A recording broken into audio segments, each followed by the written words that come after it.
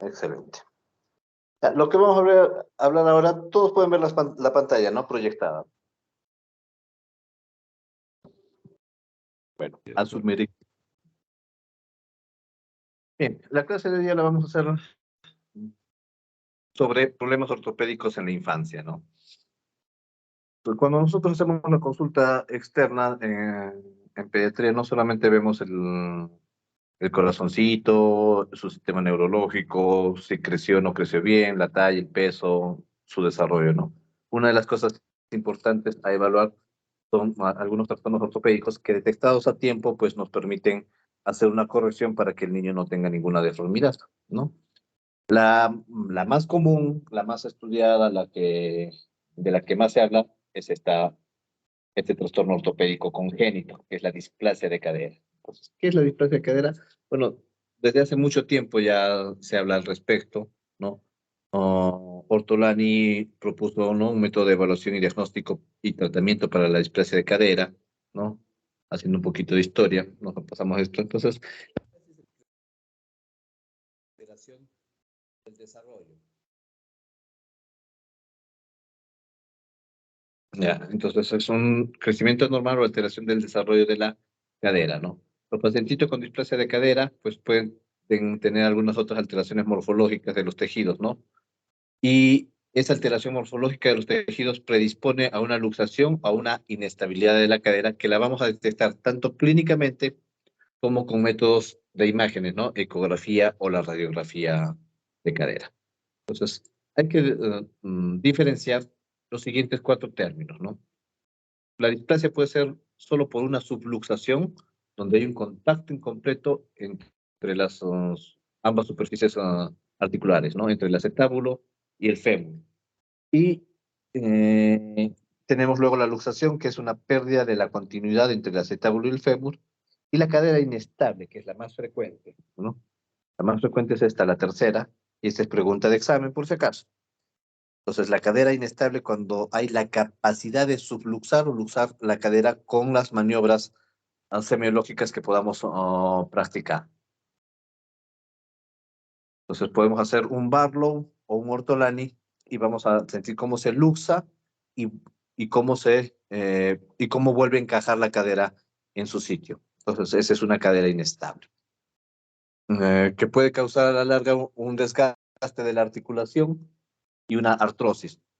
Y bueno, y tenemos la displasia de cadera teratológica, que es una dislocación ya desde el nacimiento y obedece a múltiples malformaciones, ¿no? A alteraciones genéticas, dismorfias genéticas. Ah, bueno, la displasia de cadera suele ser idiopática, ¿no? Y se encuentra asociada a diversos factores. Entonces, todos estos factores que pueden ver en la diapositiva están asociados a displasia de cadera, ¿no? Ah, que sea descendencia china o africana, ¿no? O los nativos indoamericanos también tienen una mayor predisposición o una mayor incidencia, mejor dicho, de presentar una displasia de cadera. El antecedente de familia con displasia de cadera también aumenta el riesgo en 10 veces. O sea, un paciente con displasia de cadera que haya sido o no haya sido corregido y que luego tenga un hijo, sobre todo si es de sexo femenino, el riesgo aumenta 10 veces, ¿no? El sexo femenino tiene mayor riesgo de presentar este trastorno ortopédico, ¿no? Entre 5 a 15 veces más que el sexo masculino. El primer nacimiento, un trabajo de parto difícil también, o el nacimiento pélvico, parto gemelar, tortícolis, oligohidramnios.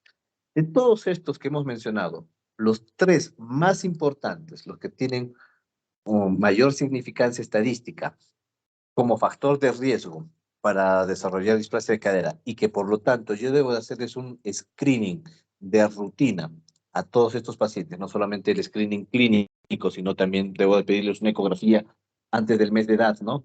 O una radiografía, ¿no? A partir de los 3 meses, para poder determinar si hay una displasia. O sea, son pacientes a los que yo debo de hacer estudios de imágenes por el mayor riesgo que tienen. son estos tres factores, ¿sí? Y anótenlo porque también es pregunta de examen. Y finalmente, así no sea pregunta, es algo importante que deben de saber para su práctica clínica cuando ya sean ustedes médicos generales, ¿no? El antecedente familiar, sobre todo si es que es algún hermanito ya ha nacido con displasia de cadera o hermanita que haya nacido con displasia de cadera. El antecedente familiar. El sexo femenino y el, la presentación podálica al momento de nacer. Esos tres factores, presentación podálica, sexo femenino y el antecedente familiar, son los más importantes para desarrollar displasia de cadera. Y bien, ¿qué maniobras semiológicas puedo usar mm, para evaluar a mi paciente, ¿no? Entonces tengo Barlow Ortolani, que son las más conocidas, ¿no? También tengo Galeazzi, tengo la medición de las extremidades, el pliegue glúteo, la simetría del pliegue glúteo, etcétera. Pero vamos a hablar ahora de Ortolani. En esta diapositiva les presento a Ortolani. Entonces, ¿qué es lo que yo hago? Yo abeduzco las caderas, ¿no? Las pongo en abducción y con mi dedo índice y medio empujo el trocánter del fémur, ¿no? De tal manera que al momento de empujarlo yo puedo sentir un clunk o un clic que me va a decir que se está luxando la cadera, se luxa hacia adelante, ¿no? Entonces yo empujo con mi dedo hacia adentro y, y voy a sentir el clunk o el clic que me habla de que hay una patología acetabular, ¿no? En este paciente. Entonces, repetimos, ¿cómo es el ortolani? Yo cojo el muslo, ¿no? Mi pulgar en la parte interna del muslo, el dedo índice y medio apoyados en el trocánter, y una vez que haya abducido la cadera, empujo con el dedo índice o medio el trocánter hacia adentro y voy a sentir, ¿no? Un clic, un clump, ¿no? Un sonidito especial que me dice que se está luxando esa cadera. Y el Barlow, la maniobra contraria. Igualmente cojo las caderas y en lugar de abducir voy a aducir, ¿ya? Y voy a hacer una presión, ¿no? De adelante hacia atrás. Y también voy a sentir un plunk, ¿no? Que lo voy a percibir en el pulpejo de mis dedos que están apoyados en el trocánter del fémur. Y eso también me habla de que la cadera se está subluxando, ¿no?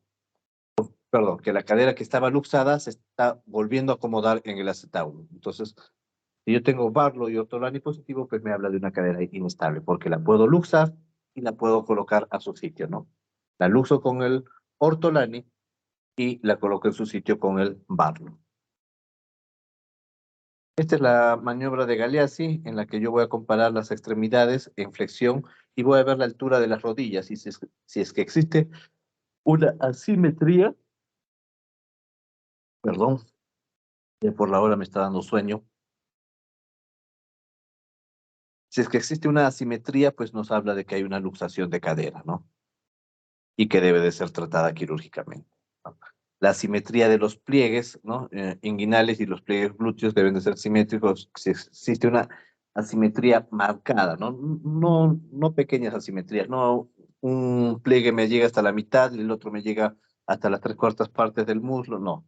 Esas asimetrías, no. Asimetrías muy marcadas, ¿no? En un lado puedo tener 4 pliegues y en el otro tengo solamente uno, por ejemplo. Entonces, eso me indica de que también puede estar cursando con una luxación o una subluxación y que merita estudios de imágenes para llegar al diagnóstico.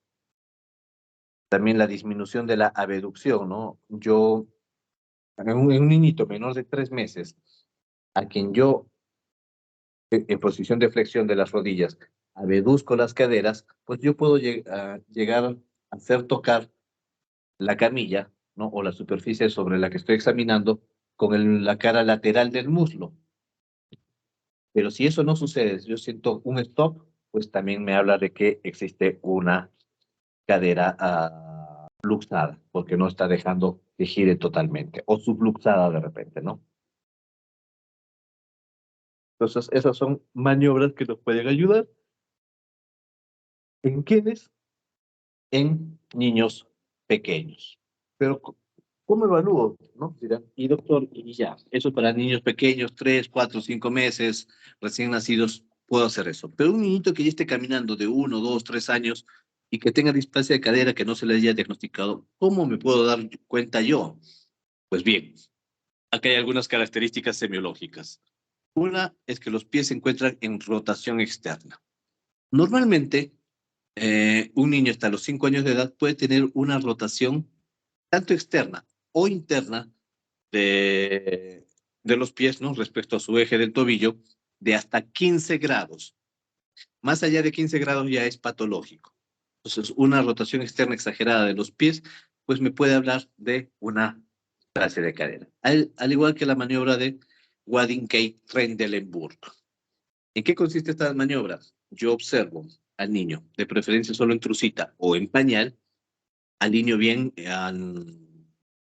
el borde, ¿no? Que da hacia la cintura del pañal o de la truza, ¿no? Con ambas crestas ilíacas póstero o superiores, ¿no? Es una línea, y el niño lo hago pararse de un pie. Como ven en la imagen de la izquierda, la parte inferior de la izquierda, ¿no? Hay dos imágenes. La primera, la de la izquierda de la imagen, es un niño normal. Se para de un pie, flexiona uno de los muslos y la rodilla y se mantiene alineada, se sigue manteniendo horizontal la línea que existe entre ambas crestas ilíacas pósteros superiores. Sin embargo, la maniobra es positiva, un Trendelenburg positivo, cuando uh, se pierde esa horizontalidad entre ambas crestas ilíacas, ¿no? Se inclina uh, hacia la cadera, ¿no? Hacia la cadera sana, ¿no? La cadera luxada es la otra cadera, la que está hacia arriba. Entonces, esa es una maniobra para valorar pacientes ya grandecitos que estén caminando, ¿no? Y también tenemos la hiperlordosis lumbar. Hiperlordosis lumbar. Luego también tenemos aquellos pacientes, la caminadita de pato, ¿no? Que ya están rengueando, ¿no? Entonces, esos pacientitos con caminadita de pato, bueno, ahí les he puesto una imagen algo cruel porque el paciente es el primerito de la fila y los demás son sus compañeritos que empiezan a burlarse. Sí, lamentablemente, pues a veces las personas y los niñitos son crueles y eso lastima, ¿no? A los menores. Yo se los puse como ejemplo, como para poder entender y que se les quede fijo esa caminadita de pato como signo semiológico para diagnosticar displasia de cadera.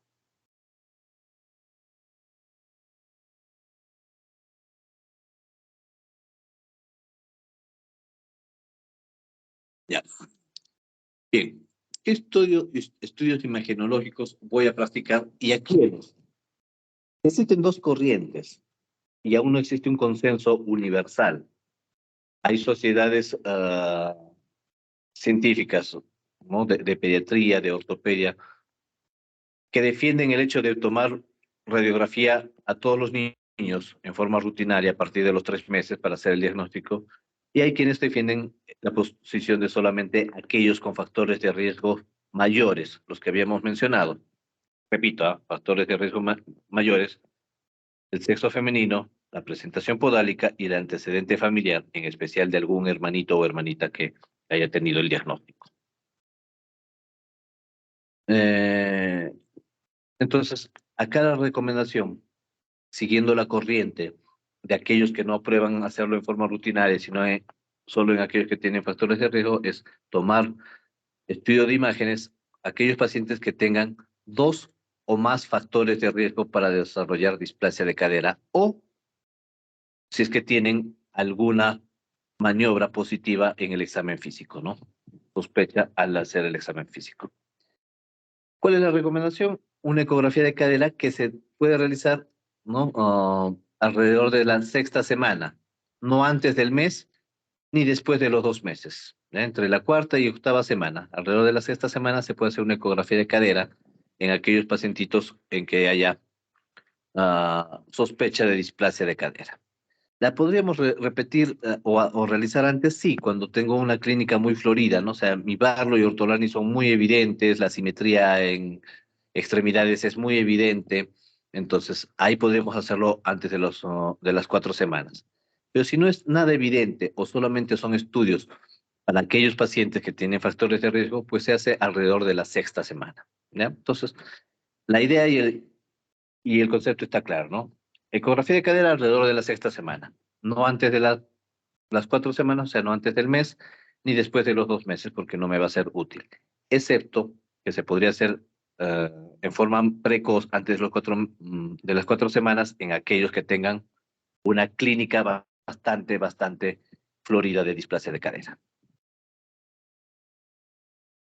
Acá hay una vista de cómo se ve la ecografía de cadera, ¿no? En una vista coronal, al paciente se le pone en flexión, ¿no? Se flexiona la cadera, se le abduce y se le toma la ecografía. Y nos vamos a observar el signo de la bola en cuchara, ¿no? La bola en cuchara. El palito de la bola es el hueso ilíaco, ¿ya? Para la parte superior tenemos el techo fibrocartilaginoso, la parte inferior es el techo óseo, o sea, el huesito ¿no? Del espacio acetabular. Y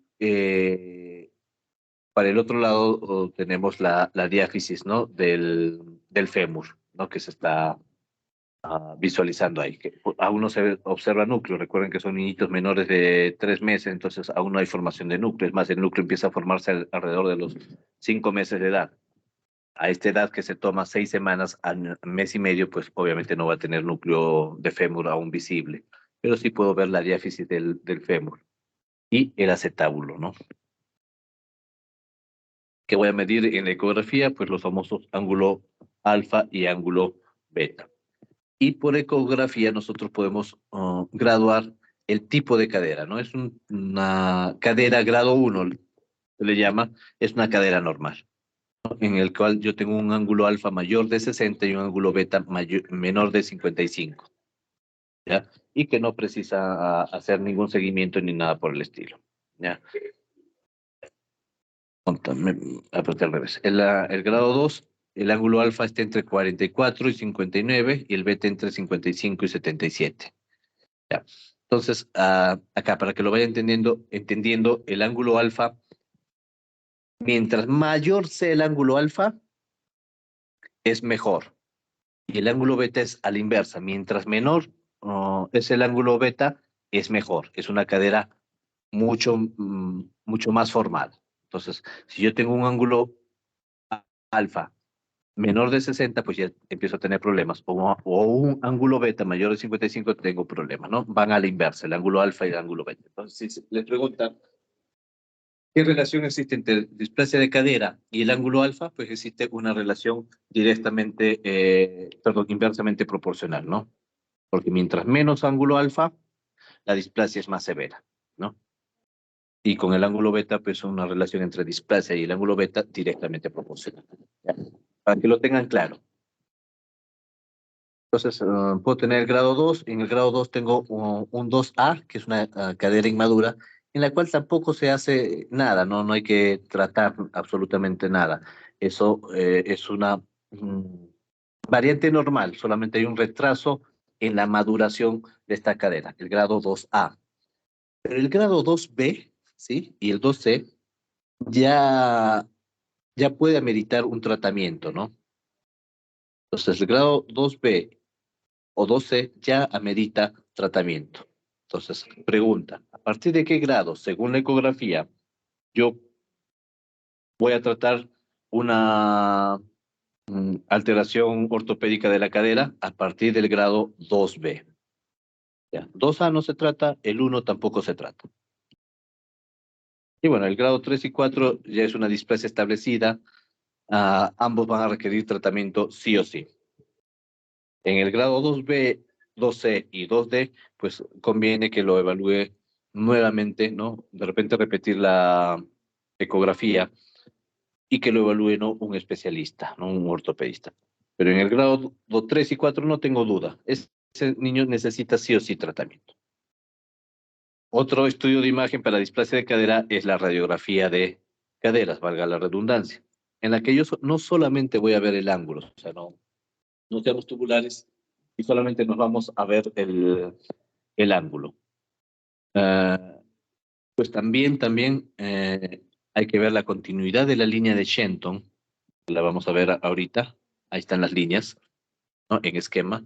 Hay que ver los cuadrantes de Perkins, bueno, el índice acetabular es el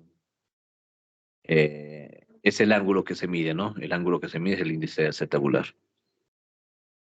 Y bien, ¿no? Son las cositas que hay que ver. Por ejemplo, acá les traigo una radiografía en la que se puede ver una displasia de cadera izquierda. Si pueden ver en el óvalo de verdecito, estamos con las líneas de Shenton totalmente discontinuas. La prolongación del cuello de fémur no se continúa con el isquion. Entonces, ahí hay una discontinuidad. El núcleo de osificación que está encerrado en un círculo verde encima del ovoide que he dibujado. Entonces ahí dice núcleo de osificación dislocado. ¿Por qué? Porque está fuera del cuadrante inferointerno de Perkins. El cuadrante inferointerno de Perkins es el que yo al trazar una línea, ¿no? La línea de Heidegger es una línea horizontal, luego trazo una perpendicular en forma vertical a esta línea y me va a dar cuatro cuadrantes, ¿no? Entonces, el cuadrante inferointerno, el que está hacia el centro y hacia abajo, ahí es donde yo debo de encontrar el núcleo. Pero en esta imagen, por ejemplo, el núcleo está por fuera de ese cuadrante. Habla de una cadera dislocada.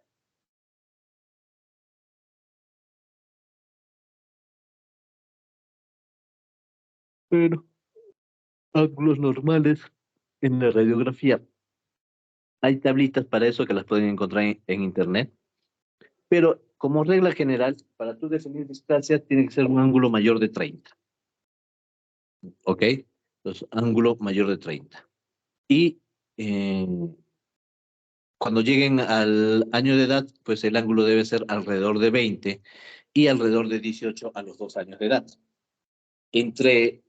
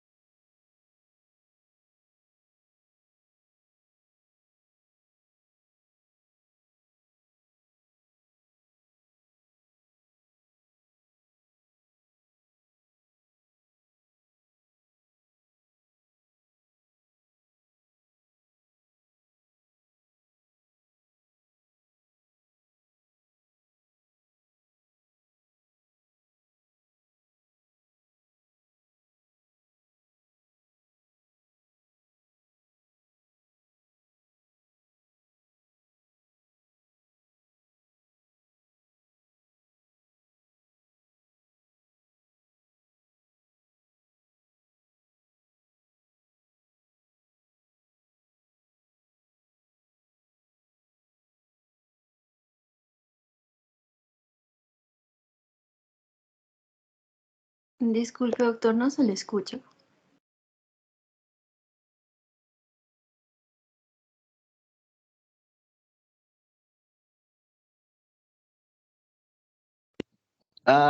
¿Desde qué diapositiva no me escuchan? Hemos escuchado hasta que para diagnosticar displasia de cadera era 30 grados. ¿Es en serio? Y recién me dicen, las mato, o los mato, porque también hay varones ahí. Bueno, regresemos. Les decía que el ángulo en la radiografía, ahora sí me están escuchando, ¿verdad? Ya, voy a asumir que Sí, sí. doctor, ahora Ya, ya. Ya estaba por acabar y recién me dicen. El ángulo para hacer diagnóstico de cadera, de displasia de cadera es a partir de 30 grados. O sea, ángulos mayores de 30 grados eso es diagnóstico de displasia. ¿Cuánto es el ángulo normal? Pues entre los 0 meses y los 12 meses, la regla es 30 menos la edad en meses. Un niñito de 6 meses será 24, un niñito de 4 meses será 26, por ejemplo, ¿no? Entonces, edad 30 menos la edad en meses como ángulo superior. Alrededor del año, el ángulo debe estar en 20 y a los 2 años alrededor de 18. Entonces, para tener en cuenta, más de 30 diagnósticos de displasia cadera. Y este les decía que era una guía de la Asociación Española de Pediatría, publicada en los Anales de Pediatría, ah, que nos sugiere o nos orienta de cómo dar el tratamiento en displasia de cadera, ¿no? Cuando la cadera es luxable, o sea, sale y entra, ¿no? Es diferente a una cadera luxada, que solamente sale y ya no entra. Entonces, la cadera luxable sale y entra del acetábulo. Cuando la cadera es luxable y el niño tiene menos de 6 semanas y la exploración está mejorando, ¿no? Pues no hay que hacer nada, solamente observación y seguimiento. Pero si el niño es mayor de 6 semanas y la inestabilidad persiste, yo sigo teniendo Barlow y Ortolani positivo, pues se sugiere utilizar el arnés de Pavlik o una férula de aducción, ¿no? Que es como un fierrito o un tubito de madera que separa las rodillas. Luego tenemos, en el caso de que la cadera sea luxada, pues también el tratamiento de elección es el arnés de Pavlik para los niñitos menores de 6 meses. Para niñitos mayores de 6 meses, pues ya se debe de usar una férula de yeso. El arnés de Pavlik, pues deberían de tenerlo mínimo unas, ah, unos 3 a 4 meses, ¿no? Entonces, ¿cuánto tiempo deben de tener el arnés? Un periodo de entre 3 a 4 meses. No quitarlo antes. Entonces, ha habido casos en los que llegan pacientitos con una que persisten con la displasia, ¿no? Y ya mayores de 6 meses, que ya van a necesitar tratamiento quirúrgico, muchos de ellos, pues, mm, porque se los quitaron precozmente, ¿no? Llegaron al mes, no, ya es suficiente ceñito, le dice algún médico, y no es así. O la misma mamá se los quita porque lo ven incómodo al bebé. Hay que explicarles cuánto tiempo debe de tener ese arnés de Pavlik, unos 3 a 4 meses de edad. Ahora, pero no es de que yo le pongo y recién lo evalúo a los 3, 4 meses, no. No. A las 3 semanas, a las 4 semanas, yo debo de evaluar al paciente con una nueva radiografía y debo de tener con el arnés puesto, ¿no? La alteración debe estar corregida, porque si no está corregida, pues quiere decir que no va a funcionar, por gusto lo sigo teniendo con el arnés, ese niñito va a pasar a una férula de yeso.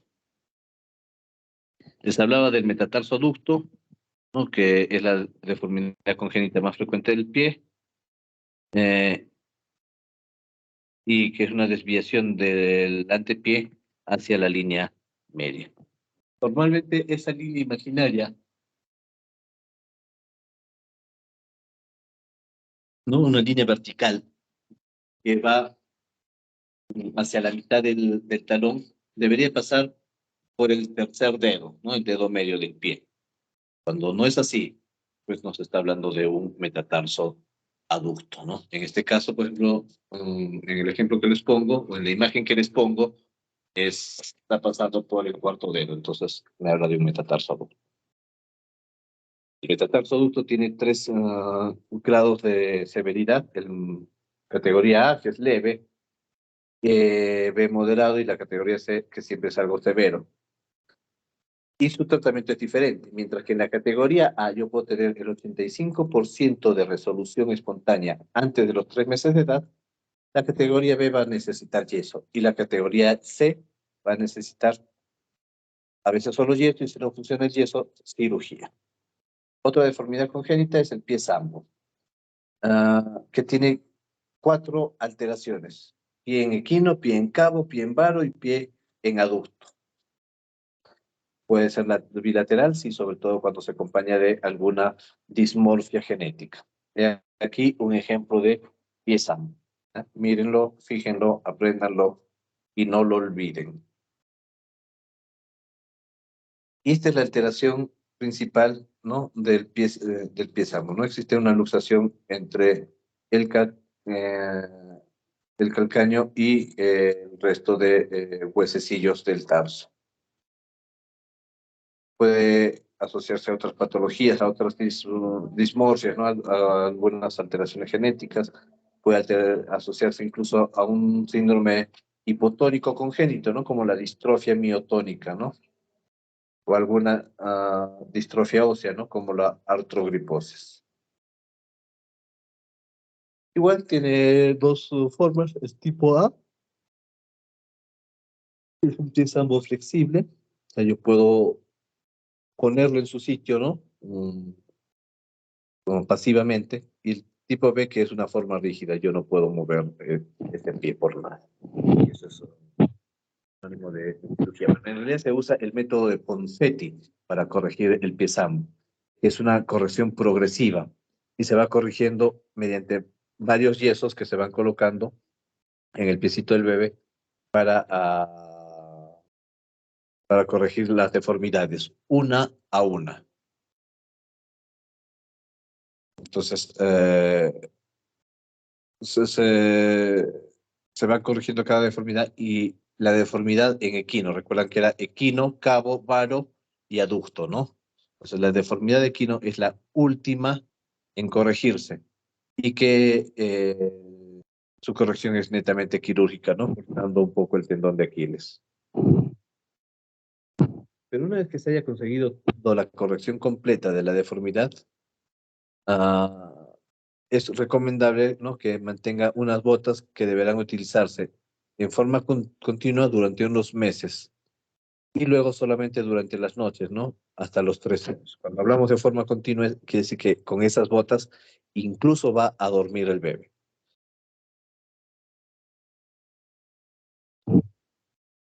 Otra deformidad, el pie talovalgo, deformidad en la que el pie está en eversión completa, con una flexión dorsal.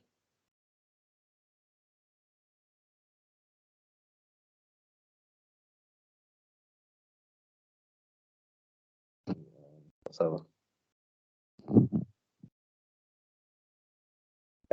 Este pie talovalgo muchas veces se puede confundir acá en pie talovalgo.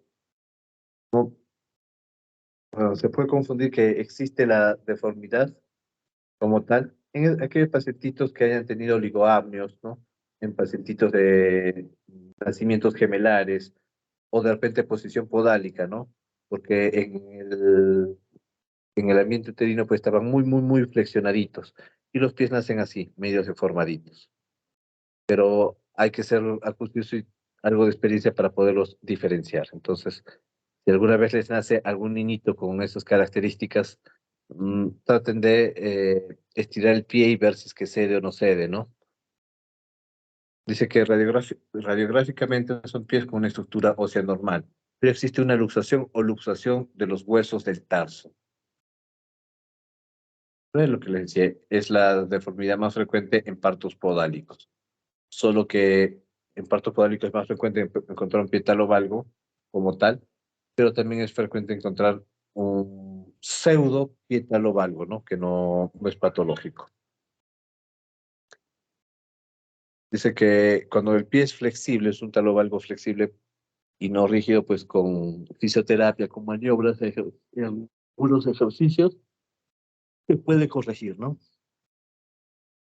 Bien, acá les traigo un cuadro resumen también de la Asociación Española de Pediatría,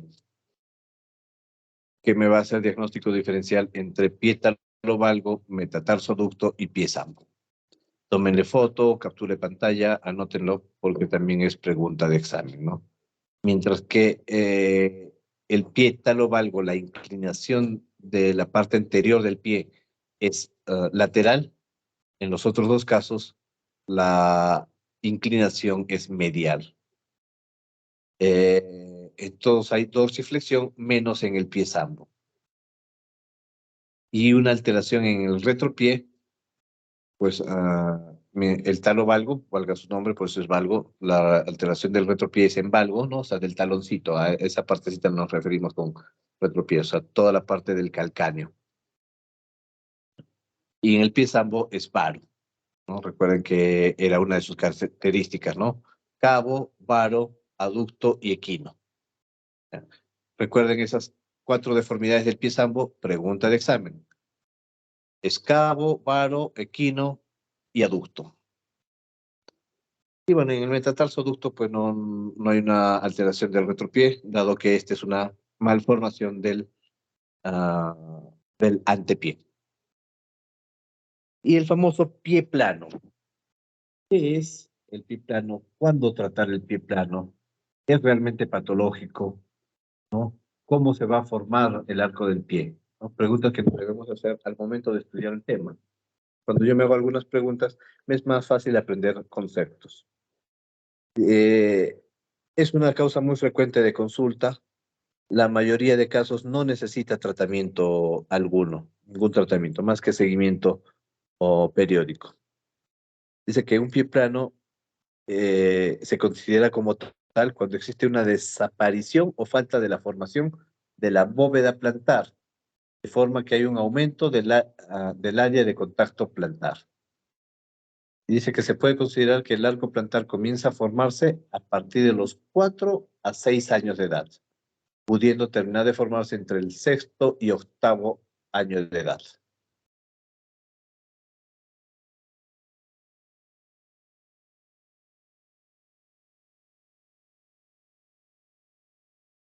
Bien, dice que hay que asegurarse de que el pie no está rígido, ¿no? Porque la mayoría de pies planos que yo evalúo, que uno evalúa, mejor dicho, son pies planos flexibles. Aquellos que con la movilización pasiva, pues yo puedo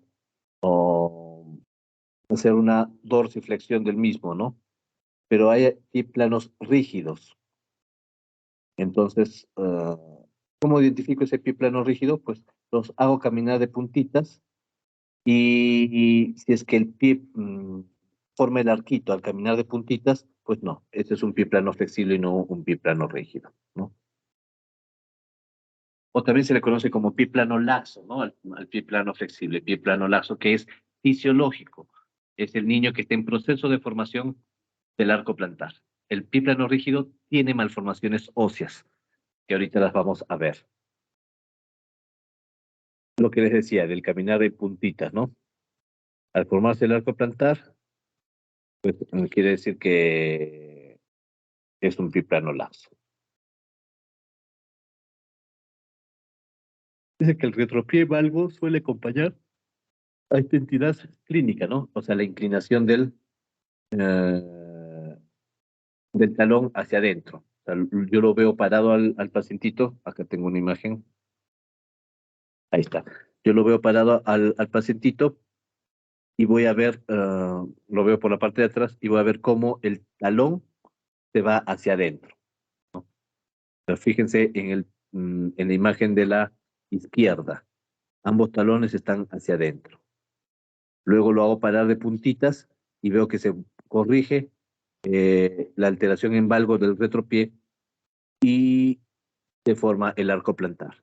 Entonces, ese es un pie plano laxo. Si no sucediera ninguna de esas dos cosas, la corrección del valgo ni del arco plantar al pararse puntitas es un pie plano rígido y ese sí necesita tratamiento.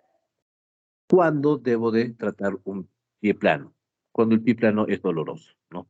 Cuando el pie plano es doloroso, pues yo debo pensar que hay una coalición tarsal, ¿no? Los huesos de los tarsos no están separados, se han funcionado, se han soldado entre sí, ¿no? Cuando hay un escafoides accesorio, o sea, un huesito adicional, cuando hay una tendinitis del tibial posterior, cuando hay tumores, cuando hay osteocondritis o alguna patología de origen reumático. Cuando el pie plano es doloroso, rígido, y el paciente ya es adolescente, debo de pensar en una coalición tarsal. Y en este caso, pues sí, el tratamiento debe ser quirúrgico, ¿no? Acá tengo un algoritmo de cómo tratar el pie plano. Vienen por el pie plano, le hago su anamnesis, hago la exploración física y tengo la sospecha de un pie plano flexible. Entonces yo puedo hacer el test de Jack y el de puntillas, ¿no? En el test de Jack yo empujo el pie hacia el dorso, ¿no? Y el de puntillas pues lo hago para de puntitas. Si veo que el arco del pie y la posición valgo del talón te han corregido, pues es un pie plano flexible. Si no es el caso, es un pie plano rígido y eso lo debe ver el traumatólogo por la probabilidad de que necesite cirugía. Ahora, en el pie plano flexible yo tengo dos escenarios, que puede ser un pie plano flexible sintomático o asintomático, siendo el síntoma principal el dolor. Entonces, pido una radiografía. Si la radiografía es anormal, ahorita vamos a ver la medición del ángulo en la radiografía de pie que se debe de tomar en posición pedestre, o sea, parado sobre una superficie dura, descalzo, parado sobre una superficie dura. No es de que lo va a echar y le tomo la radiografía lateral, no. Tiene que estar parado y sobre una superficie dura y tomo la radiografía en forma lateral. Es como se debe tomar la radiografía para pie plano. Paciente parado sobre una superficie dura y la incidencia del rayo lateral al pie. Pues bien, si en esa radiografía, en el paciente que tiene síntomas, está patológica, pues también va a necesitar tratamiento o traumatológico, ¿no? Si es que es asintomático, pues básicamente seguimiento clínico, ¿no? Y si luego aparecen síntomas, pues vuelvo a repetir todo el cuadro. Ah, listo, listo, listo. Y aquí el famoso ángulo de Costa-Bartani. Costa-Bartani, que debe de ser mayor de 140 grados. No, perdón, que debe ser menor de 140 grados. Cuando yo tengo un ángulo de Costa-Bartani mayor a 140 grados, pues estamos hablando de un pie valgo o un pie plano rígido, ¿no? Ya hay una deformación ósea, ¿no? La angulación que forman los huesos del tarso no es suficiente ah, para, para mantener el arco del pie, ¿no? Entonces, ese ángulo cuando es mayor de 140 es un pie valgo y eso es sinónimo de tratamiento. Bueno, finalmente les voy a hablar un poquito de la enfermedad de Bloom o la famosa tibia vara. Es más que una deformidad, es una condición del desarrollo en la que se da perdón, más que una enfermedad congénita, es es un trastorno del desarrollo en la que hay una osificación endocondral desorganizada de la parte interna de la epífisis tibial. Existen algunas variedades que aparecen, ¿no?, entre el 1 y 3 años de edad, iniciándose con la ambulación, o sea, cuando empieza a caminar el niño. Hay otra deformidad que entre los 4 y 10 años de edad, ¿no? Y la obesidad, pues puede empeorar la angulación en esta patología. Y acá les traigo algunas radiografías con diagnóstico de tibia vara. ¿No hay más? Ah, ya llegamos a la última. Ay, me faltó el gracias. No hemos puesto ningún gracias. Bien. Bien, chicos, con esto hemos terminado la clase. No sé si es que tienen alguna pregunta, alguna duda, algo que quieran saber. No, ninguna duda, doctor. Gracias. Ok. Agradecemos la presencia y felicitamos la presencia de los que han asistido, ¿no? Lástima que haya mucho ausentismo, ¿no? ¿Por qué es el ausentismo? ¿A qué se debe? Que tampoco se asistan a las clases teóricas. ¿Nadie sabe? Bueno. Bien, chicos. Espero que les haya sido de utilidad, que hayan podido fijar algunas ideas. Y eso es todo. Nos vemos hasta una próxima oportunidad. Chao, chicos. Cuídense.